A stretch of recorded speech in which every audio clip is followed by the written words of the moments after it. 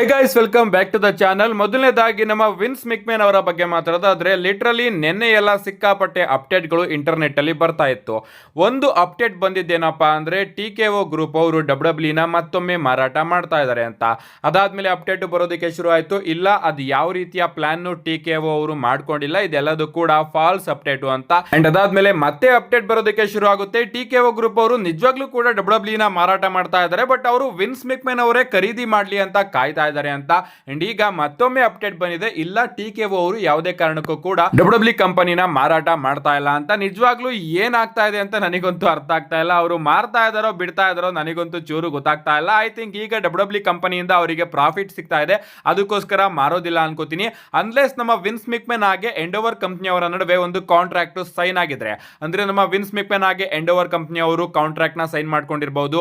ಯಾವ ರೀತಿ ನಮ್ಮ ವಿನ್ಸ್ ಮಿಕ್ಮೆನ್ ಅವರ ಮೇಲೆ ಈ ರೀತಿ ಅಲಿಗೇಷನ್ಸ್ ಗಳು ಬಿತ್ತು, ಆಗ ನಮ್ಮ ವಿನ್ಸ್ ಮಿಕ್ಮೆನ್ ಅವರು ಅನ್ಕೊಂಡಿರಬಹುದು ನನ್ನ ಮೇಲೆ ಈಗ ವಿಚಾರಣೆ ಆಗುತ್ತೆ ಅಂಡ್ ಅದರಿಂದ ನನ್ನ ಕಂಪನಿಗೆ ತೊಂದರೆ ಆಗಬಹುದು ಅಂತ ಅವರು ಎಂಡೋವರ್ ಕಂಪನಿಗೆ ಒಂದು ಕಾಂಟ್ರಾಕ್ಟ್ ಮೇಲೆ WWE ಮಾರಾಟ ಮಾಡಿರಬಹುದು. ಅಂದ್ರೆ ನನ್ನ ಮೇಲಿನ ಕೇಸ್ಗಳು ಯಾವಾಗ ಮುಗ್ದೋಗುತ್ತೆ, ನಾನು ಯಾವಾಗ ಕೇಸ್ಗಳನ್ನೆಲ್ಲ ಮುಗಿಸ್ಕೊಂಡು ವಾಪಸ್ ಬರ್ತೀನೋ ಆಗ ನೀವು ಮತ್ತೊಮ್ಮೆ ನನಗೆ ನನ್ನ ಕಂಪನಿನ ಮಾರಾಟ ಮಾಡಬೇಕು ಅಂತ ವಿನ್ಸ್ ಮಿಕ್ಮೆನ್ ಅವರು ಎಂಡೋವರ್ ಕಂಪನಿ ಜೊತೆ ಒಂದು ಕಾಂಟ್ರಾಕ್ಟ್ ನ ಸೈನ್ ಮಾಡ್ಕೊಂಡಿರಬಹುದು. ರೀಸೆಂಟ್ ಆಗಿ ಒಂದು ವಿಡಿಯೋದಲ್ಲಿ ನಾನು ನಿಮಗೆ ತಿಳಿಸಿದ್ದೆ, ಅದಕ್ಕೋಸ್ಕರನೇ ಪ್ರಾಬಬ್ಲಿ TKO ಅವರು WWE ಬೆಲೆಗಳನ್ನ ಜಾಸ್ತಿ ಮಾಡಿ ಟಿಕೆಟ್ ಗಳನ್ನ ಸೋಲ್ಡ್ ಔಟ್ ಮಾಡಿಸ್ತಾ ಇದೆ ಅಂಡ್ ಸೂಪರ್ ಸ್ಟಾರ್ಸ್ ಗಳನ್ನು ಕೂಡ ರಿಲೀಸ್ ಮಾಡ್ತಾ ಇದ್ದಾರೆ ಅಂತ. ಏನೇ ಆಗ್ಲಿ ಗೈಸ್, ಸದ್ಯಕ್ಕಂತೂ TKO ಗ್ರೂಪ್ ಅವರು WWE ಮಾರುವಂತಹ ಯಾವುದೇ ರೀತಿಯ ಪ್ಲಾನ್ ನ ಹಾಕಿಲ್ವಂತೆ. ನಮ್ಮ ವಿನ್ಸ್ ಮಿಕ್ಮೆನ್ ಅವರ ಬಗ್ಗೆ ಮಾತಾಡೋದಾದ್ರೆ, ವಿನ್ಸ್ ಮಿಕ್ಮೆನ್ ಅವರ ಹತ್ತಿರದ ಸಂಬಂಧಿಗಳು ಹಾಗೆ ಅಲ್ಲಿನ ಸ್ಪೋರ್ಟ್ಸ್ ಅಲ್ಲಿ ಇರ್ತಕ್ಕಂತಹ ವ್ಯಕ್ತಿಗಳು ಅನ್ಕೋತಾ ಇದ್ದಾರೆ ಅಂಡ್ ಅವರು ಕೂಡ ಎಕ್ಸ್ಪೆಕ್ಟ್ ಮಾಡ್ತಾ ಇದ್ದಾರೆ ವಿನ್ಸ್ ಮಿಕ್ಮೆನ್ ಅವರು ಮತ್ತೊಮ್ಮೆ ಈ ಒಂದು ರೆಸ್ಲಿಂಗ್ ಇಂಡಸ್ಟ್ರಿಗೆ ಬರ್ತಾರೆ ಅಂತ. ಅಂದ್ರೆ ಅವರು WWE ಗೆ ವಾಪಸ್ ಬರ್ತಾರೆ ಅಂತ ಹೇಳ್ತಾ ಇಲ್ಲ, ಬದಲಿಗೆ ಬೇರೊಂದು ರೆಸ್ಲಿಂಗ್ ಪ್ರಮೋಷನ್ ನ ಇವರು ಅಕ್ವೈರ್ ಮಾಡ್ಕೋಬಹುದು. ಏನೇ ಆಗಲಿ ವಿನ್ಸ್ ಮಿಕ್ಮೆನ್ ಅವರು ಈ ಒಂದು ರೆಸ್ಲಿಂಗ್ ಬಿಸ್ನೆಸ್ ಅಲ್ಲಿ ಮತ್ತೊಮ್ಮೆ ಕಮ್ ಬ್ಯಾಕ್ ಮಾಡ್ತಾರೆ ಅಂತ ಎಲ್ಲರೂ ಕೂಡ ಅನ್ಕೋತಾ ಇದಾರಂತೆ. ಆ ರೀತಿ ಏನಾದ್ರೂ ಆದ್ರೆ ಚೆನ್ನಾಗಿರುತ್ತೆ, ಯಾಕಂದ್ರೆ WWE ವಿರುದ್ಧ ತಾನು ಬೆಳೆಸಿದಂತಹ ಕಂಪನಿ ವಿರುದ್ಧ ನಮ್ಮ ವಿನ್ಸ್ ಮಿಕ್ಮೆನ್ ಅವರು ಹೊಸ ರೆಸ್ಲಿಂಗ್ ಕಂಪನಿನ ಪ್ರಾರಂಭ ಮಾಡಿದ್ರೆ ನಿಜವಾಗ್ಲೂ ಸಿಕ್ಕಾಪಟ್ಟೆ ಇಂಟ್ರೆಸ್ಟಿಂಗ್ ಆಗಿರುತ್ತೆ. ನೆಕ್ಸ್ಟ್ ಅಪ್ಡೇಟ್ ಕಡೆ ಬರ್ತಾದ್ರೆ ಇದಿರ್ತಕ್ಕಂಥದ್ದು ನಮ್ಮ ಲಿವ್ ಮಾರ್ಗನ್ ಅವರ ಬಗ್ಗೆ. ನಿಮಗೆ ಗೊತ್ತಿರಬಹುದು, ರೀಸೆಂಟ್ ಆಗಿ ನಡೆದಂತಹ ಮಂಡೇ ನೈಟ್ ರಲ್ಲಿ ನಮ್ಮ ಲಿವ್ ಮಾರ್ಗನ್ ಅವರಿಗೆ ಇಂಜುರಿ ಆಯಿತು ಅಂಡ್ ಈಗ ಆ ಒಂದು ಇಂಜುರಿ ಸೀರಿಯಸ್ ಆಗ್ತಾನೆ ಹೋಗ್ತಾ ಇದೆ.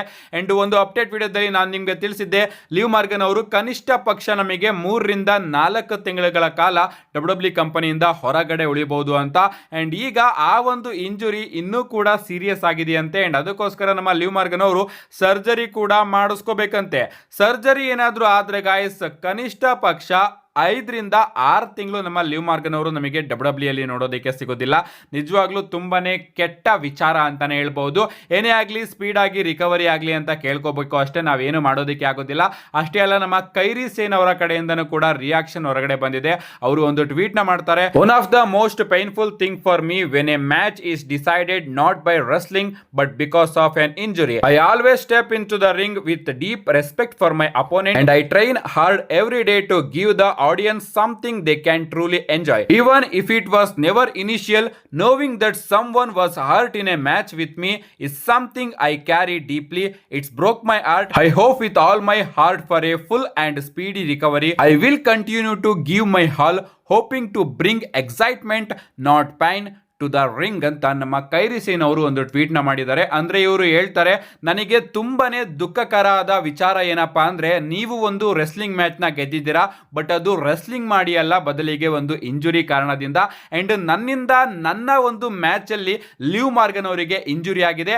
ಅದು ನಾನು ಇನಿಷಿಯಲಿ ಬೇಕು ಅಂತ ಆಗದೆ ಇದ್ರು ಕೂಡ, ಒಂದು ಮಿಸ್ಟೇಕ್ ಇಂದ ಆಗಿದ್ರು ಕೂಡ ನನ್ನ ಒಂದು ಮ್ಯಾಚ್ ಅಲ್ಲಿ ಅವರಿಗೆ ಇಂಜುರಿ ಆಗಿರೋದು ನಿಜವಾಗ್ಲೂ ನನಗೆ ಸಿಕ್ಕಾಪಟ್ಟೆ ಹರ್ಟ್ ಆಗಿದೆ ಅಂಡ್ ಅದು ನನ್ನ ಹೃದಯ ಮುರಿದಾಕಿದೆ. ಏನೇ ಆಗ್ಲಿ ಅವರು ಸ್ಪೀಡ್ ಆಗಿ ರಿಕವರಿ ಆಗ್ಲಿ ಅಂತ ಕೇಳ್ಕೊತೀನಿ ಅಂಡ್ ನಾನು ಇನ್ನೂ ಜಾಸ್ತಿ ಟ್ರೈನಿಂಗ್ ನ ಮಾಡ್ತೀನಿ ಅಂಡ್ ನನ್ನ ಎಕ್ಸೈಟ್ಮೆಂಟ್ ನ ಈ ಒಂದು ರಿಂಗ್ ಗೆ ಇನ್ನೂ ಜಾಸ್ತಿ ತಗೊಂಡು ಬರ್ತೀನಿ ಅಂತ ನಮ್ಮ ಕೈರಿ ಸೇನ್ ಅವರು ಒಂದು ಟ್ವೀಟ್ ನ ಮಾಡಿದ್ದಾರೆ.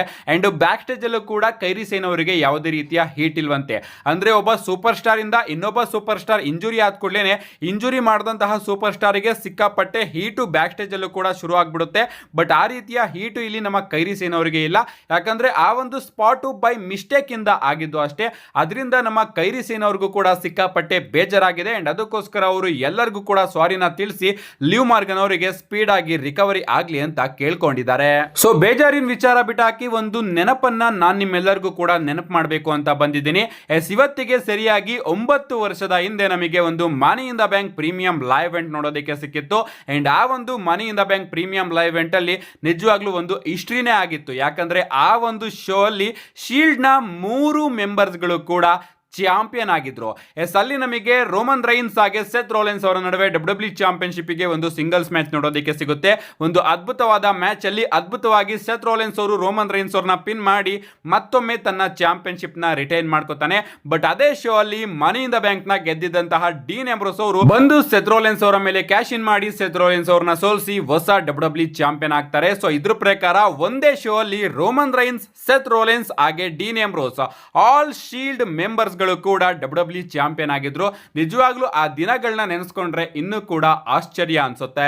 ನೆಕ್ಸ್ಟ್ ಅಪ್ಡೇಟ್ ಕಡೆ ಬರೋದಾದ್ರೆ ಇದಿರ್ತಕ್ಕಂಥದ್ದು ನಮ್ಮ ಗೋಲ್ಡ್ಬರ್ಗ್ ಅವರ ಬಗ್ಗೆ. ನಿಮಗೆ ಗೊತ್ತಿರಬಹುದು ಗೋಲ್ಡ್ಬರ್ಗ್ ಆಗಿ ಗಂತರ್ ಅವರ ಮ್ಯಾಚ್ ನಮಗೆ ಸ್ಯಾಟರ್ಡೆ ನೈಟ್ ಮೇನ್ ಇವೆಂಟ್ ಅಲ್ಲಿ ನೋಡೋದಕ್ಕೆ ಸಿಗ್ತಾ ಇದೆ. ಅಂಡ್ ರೀಸೆಂಟ್ ಆಗಿ ನಮ್ಮ ಗೋಲ್ಡ್ಬರ್ಗ್ ಅವರು ತನ್ನ ಕ್ಯಾರೆಕ್ಟರ್ ನ ಬ್ರೇಕ್ ಮಾಡಿ ಗಂತರ್ ಅವರ ಬಗ್ಗೆ ಮಾತಾಡಿದ್ದಾರೆ. ಅವರು ಒಂದು ಪಾಡ್ಕಾಸ್ಟ್ ಅಲ್ಲಿ ನಮಗೆ ನೋಡೋದಕ್ಕೆ ಸಿಗ್ತಾರೆ ಅಂಡ್ ಅದರಲ್ಲಿ ಅವರು ಹೇಳ್ತಾರೆ, ನಿಜವಾಗ್ಲೂ ನನ್ನ ಲಾಸ್ಟ್ ರಿಟೈರ್ಮೆಂಟ್ ಮ್ಯಾಚ್ ಅಲ್ಲಿ ಗಂತರ್ ಅವರ ವಿರುದ್ಧ ನಾನು ಬರ್ತಾ ಇರೋದು ಸಿಕ್ಕಾಪಟ್ಟೆ ಖುಷಿ ಅನಿಸ್ತಾ ಇದೆ ಅಂಡ್ ಗಂತರ್ ಅವ್ರನ್ನ ಫೇಸ್ ಮಾಡ್ತಾ ಇರೋದು ನನಗೆ ನಿಜವಾಗ್ಲೂ ಕೂಡ ಹಾನರ್ ರೀತಿ ಫೀಲ್ ಆಗ್ತಾ ಇದೆ.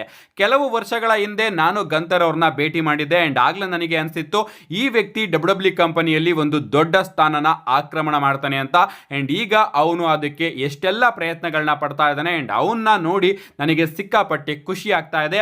ಅಂಡ್ ಅವನ ಜೊತೆ ನನ್ನ ಲಾಸ್ಟ್ ಮ್ಯಾಚ್ ಅಲ್ಲಿ ಕಂಪೀಟ್ ಮಾಡ್ತಾ ಇರೋದು ನನಗೆ ಒಂದು ರೀತಿ ಗೌರವದ ವಿಚಾರ ಅಂತ ನಮ್ಮ ಗೋಲ್ಡ್ಬರ್ಗ್ ಅವರು ಕಮೆಂಟ್ ನ ಮಾಡಿದ್ದಾರೆ. ಡಬ್ಲ್ಯೂ ಅವರು ಇನ್ನೂ ಕೂಡ ಅಫಿಷಿಯಲ್ ಆಗಿ ಅನೌನ್ಸ್ ಮಾಡಿಲ್ಲ ಇದು ಗೋಲ್ಡ್ಬರ್ಗ್ ಅವರ ಲಾಸ್ಟ್ ಮ್ಯಾಚ್ ಅಂತ. ಬಟ್ ನಮ್ಮ ಗೋಲ್ಡ್ಬರ್ಗ್ ಅವರು ಹೇಳ್ತಾ ಇದ್ದಾರೆ ನನ್ನ ಲಾಸ್ಟ್ ಮ್ಯಾಚ್ ಗಂತರ್ ಅವರ ವಿರುದ್ಧ ಆಗ್ತಾ ಇದೆ ಅಂತ. ಕಾದ್ ನೋಡೋಣ ಗೈಸ್, ಇದು ಗೋಲ್ಡ್ಬರ್ಗ್ ಅವರ ಲಾಸ್ಟ್ ಮ್ಯಾಚ್ ಆಗುತ್ತೋ ಇಲ್ವೋ ಅಂತ. ನಮ್ಮ ನೆಕ್ಸ್ಟ್ ಅಂಡ್ ಫೈನಲ್ ಅಪ್ಡೇಟ್ ಕಡೆ ಬರೋದಾದ್ರೆ ಇದಿರ್ತಕ್ಕಂಥದ್ದು ನಮ್ಮ ಸೆತ್ ಫ್ರೀಕಿನ್ ರೋಲೆನ್ಸ್ ಅವರ ಫ್ಯಾಕ್ಷನ್ ಬಗ್ಗೆ. ನಿಮಗೆ ಗೊತ್ತಿರಬಹುದು ರಸಲ್ ಮೇನಿಯಾ 41 ಅಲ್ಲಿ ನಮ್ಮ ಪಾಲಿಮೆನ್ ಅವರು ಸಿಎಂ ಪಂಕ್ ಆಗಿ ರೋಮನ್ ರೈನ್ಸ್ ಅವ್ರನ್ನ ಬಿಟ್ರೇಲ್ ಮಾಡಿ ಸೆತ್ ರೋಲೆನ್ಸ್ ಅವರ ಜೊತೆ ಸೇರ್ಕೊಂಡಾಗ ನಾವೆಲ್ಲರೂ ಕೂಡ ಅನ್ಕೊಂಡ್ವಿ ಈಗ ಈ ಒಂದು ಜೋಡಿ ನಿಜವಾಗ್ಲೂ ಡಬ್ಲ್ಯೂ ಕಂಪನಿಯಲ್ಲಿ ಏನೋ ಒಂದು ದೊಡ್ಡದಾಗಿ ಮಾಡ್ತಾರೆ ಅಂತ. ಬಟ್ ಇಲ್ಲಿವರೆಗೂ ಕೂಡ ನಮಗೆ ಅಂತ ದೊಡ್ಡ ವಿಚಾರ ಏನು ಕೂಡ ನೋಡೋದಕ್ಕೆ ಸಿಕ್ಕಿಲ್ಲ. ಬ್ರಾನ್ ಬ್ರೇಕರ್ ಹಾಗೆ ಬ್ರಾನ್ಸನ್ ರೀಡ್ ಅವರು ಜಾಯ್ನ್ ಆದ್ರೂ ಕೂಡ ಇದು ಒಂದು ನಾರ್ಮಲ್ ಫ್ಯಾಕ್ಷನ್ ರೀತಿನೇ ಅಂತ ಅನ್ನಿಸ್ತಾ ಇದೆ. ಯಾಕಂದ್ರೆ ಪಾಲಿಮೆನ್ ಅವರು ಬ್ರಾಕ್ ಲೆಸ್ನರ್ ಅವರ ಜೊತೆ ಇದ್ದಾಗ ಬರ್ತಿದ್ದಂತಹ ವೈಬ್ಸ್ ಅಷ್ಟೇ ಅಲ್ಲ, ಪಾಲಿಮೆನ್ ಅವರು ರೋಮನ್ ರೈನ್ಸ್ ಅವರ ಜೊತೆ ಇದ್ದಾಗಲೂ ಕೂಡ ಬರ್ತಿದ್ದಂತಹ ವೈಬ್ಸ್ ಪಾಲಿಮೆನ್ ಅವರು ಸೆತ್ ರೋಲೆನ್ಸ್ ಅವರ ಜೊತೆ ಇದ್ದಾಗ ನೋಡೋದಿಕ್ಕೆ ಸಿಗ್ತಾ ಇಲ್ಲ. ನನಗೆ ಯಾಕೋ ಅರ್ಥ ಆಗ್ತಾ ಇಲ್ಲ. ಬಟ್ ಡಬ್ಲ್ಯೂ ಅವರು ಈಗ ಈ ಒಂದು ಫ್ಯಾಕ್ಷನ್ ಗೆ ಇನ್ನ ಒಬ್ಬ ಮೆಂಬರ್ ನ ಆಡ್ ಮಾಡಬೇಕು ಅಂತ ಪ್ಲಾನ್ಸ್ ಗಳನ್ನ ಮಾಡ್ತಾ ಇದಾರಂತೆ. ಅಂಡ್ ಪ್ಲಾನ್ಸ್ ಪ್ರಕಾರ ಗೈಸ್ 2 ನೇಮ್ಗಳು ಕೂಡ ಪಿಚ್ ಮಾಡಿ ಇಟ್ಕೊಂಡಿದ್ದಾರಂತೆ. ಅಪ್ಡೇಟ್ ಗಳು ಬರ್ತಿರೋ ಪ್ರಕಾರ ನಮ್ಮ Seth freakin Rollins, Bron Breakker, Bronson Reed ಹಾಗೆ ಪಾಲಿಮೆನ್ ಅವರ ಈ ಒಂದು ಫ್ಯಾಕ್ಷನ್ ಗೆ ನಮ್ಮ ಈಥನ್ ಪೇಜ್ ಅಥವಾ ರಿಕ್ಕಿ ಸ್ಟೈನ್ಸ್ ಇವರಿಬ್ಬರಲ್ಲಿ ಯಾರಾದ್ರೂ ಒಬ್ರನ್ನ ಡಬ್ಲ್ಯೂ ಅವರು ಜಾಯಿನ್ ಮಾಡಿಸೋಣ ಅಂತ ಪ್ಲಾನ್ ಮಾಡ್ಕೊಂಡು ಇಟ್ಕೊಂಡಿದೆಯಂತೆ. ಇವರಿಬ್ರು ಈಗ ಕರೆಂಟ್ಲಿ ನಮಗೆ NXT ಅಲ್ಲಿ ನೋಡೋದಕ್ಕೆ ಸಿಗ್ತಾ ಇದ್ದಾರೆ. ಬಟ್ ಇವರಿಬ್ಬರಿಗೂ ಕೂಡ ಈಗ ಒಂದು ಗೋಲ್ಡನ್ ಆಪರ್ಚುನಿಟಿ ಇದೆ. ಯಾಕಂದ್ರೆ ಮೇನ್ ರೋಸ್ಟರ್ ಗೆ ಬಂದ್ ಕೂಡಲೇ ಒಂದು ಮೆಗಾ ಮಾಸ್ಟರ್ ಮೈಂಡ್ ಗಳ ಫ್ಯಾಕ್ಷನ್ ಗೆ ಇವರಿಬ್ಬರಲ್ಲಿ ಯಾರಾದ್ರೂ ಒಬ್ರು ಜಾಯಿನ್ ಆಗುವಂತಹ ಅವಕಾಶ ಇದೆ. ಕಾದ್ ನೋಡ್ಬೇಕು ಯಾರು ಜಾಯಿನ್ ಆಗ್ತಾರೆ ಅಂತ. ಏನೇ ಆಗ್ಲಿ ಗೈಸ್, ಸದ್ಯಕ್ಕೆ ನಮ್ಮ ಪಾಲಿಮೆನ್ ಹಾಗೆ ಸೆತ್ ರೋಲೆನ್ಸ್ ಅವರ ಈ ಒಂದು ಜೋಡಿ ಅಷ್ಟೊಂದೇನು ಅದ್ಭುತ ಅಂತ ಅನ್ನಿಸ್ತಾ ಇಲ್ಲ. ಬಟ್ ಯಾವಾಗ ಈ ಒಂದು ಜೋಡಿಗೆ ಬಿಗ್ ಫ್ಯೂಡ್ ಸಿಗುತ್ತೋ ಆಗ ಈ ಒಂದು ಜೋಡಿನೂ ಕೂಡ ಅದ್ಭುತನ ಕ್ರಿಯೇಟ್ ಮಾಡ್ತಾರೆ. ಅಂಡ್ ಈಗ ಸೆತ್ ರೋಲೆನ್ಸ್ ಅವರು ಮನಿ ಇನ್ ದ ಬ್ಯಾಂಕ್ ನು ಕೂಡ ಗೆದ್ದಿರೋದ್ರಿಂದ ಆದಷ್ಟು ಬೇಗ ಈ ಒಂದು ಜೋಡಿ ಕಮಾಲ್ ಮಾಡುವಂತಹ ದಿನ ನಮಗೆ ನೋಡೋದಕ್ಕೆ ಸಿಗಬಹುದು. ನಾನಂತೂ ಈ ಒಂದು ಜೋಡಿನ ನೋಡೋದಕ್ಕೆ ಸಿಕ್ಕಾಪಟ್ಟೆ ಕಾಯ್ತಾ ಇದ್ದೀನಿ. ಕಾದ್ ನೋಡ್ಬೇಕು ಈ ಒಂದು ಫ್ಯಾಕ್ಷನ್ ಗೆ ಇವರಿಬ್ಬರಲ್ಲಿ ಯಾರು ಆಡ್ ಆಗ್ತಾರೆ ಅಂತ. ನಿಮ್ಗೆ ಅನ್ಸುತ್ತೆ ಇದ್ರ ಬಗ್ಗೆ ನಿಮ್ಮ ಅನಿಸಿಕೆನ ಕಮೆಂಟ್ ಮಾಡಿ ಅಂತ ಹೇಳ್ತಾ, see you guys in my next video.